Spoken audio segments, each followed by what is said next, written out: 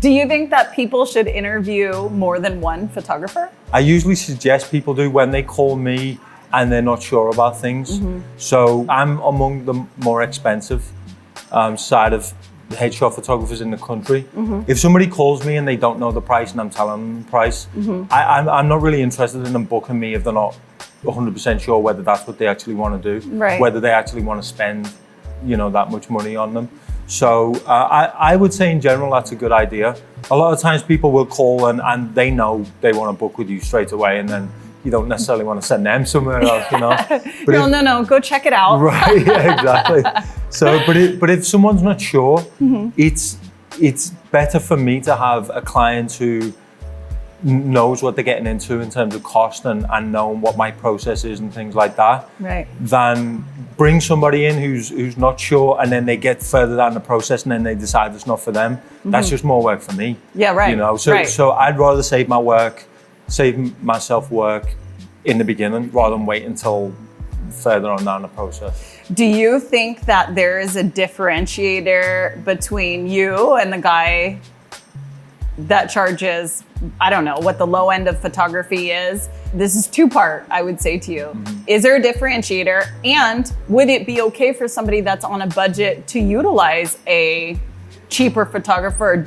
Do you think that it will hurt them or harm them? Yeah, I mean, absolutely. Of course, it's okay for people to utilize, cheaper photographers or photographers who are in different, landscapes in terms of how much they charge.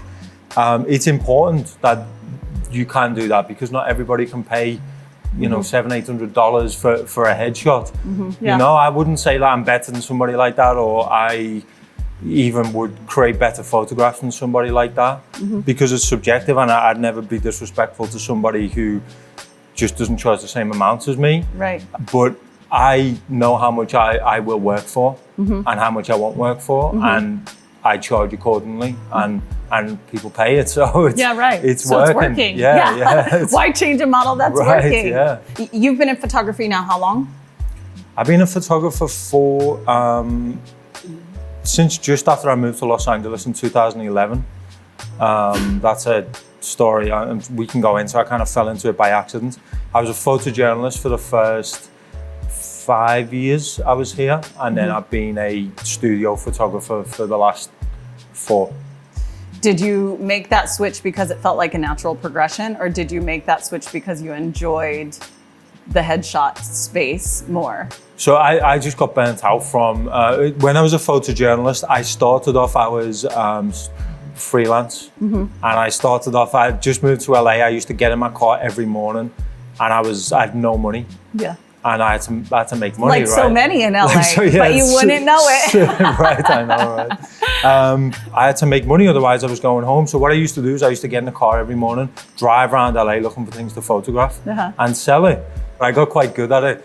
Then I got offered a job with a really good news agency, and I traveled nonstop for 4 years. I did 46 states around the US, like small towns in the South, obviously the big cities and the Midwest. It was amazing, but I was exhausted from it. I was gonna say fun but exhausting. Yeah. It was great. While it was great, it was the best job in the world. But then I just got tired of it. I'd go out to work and kind of not be 100% sure if I was coming home that day, or I was going to LAX to get on a flight somewhere. One of my best friends now, he's a headshot photographer. I met him at the time, and he's like, give this headshot thing a go, and I'm like, headshots? That's the most boring thing I could think of in the whole world. And how are you going to make money doing headshots? That's ridiculous, but it's really cool. I love it.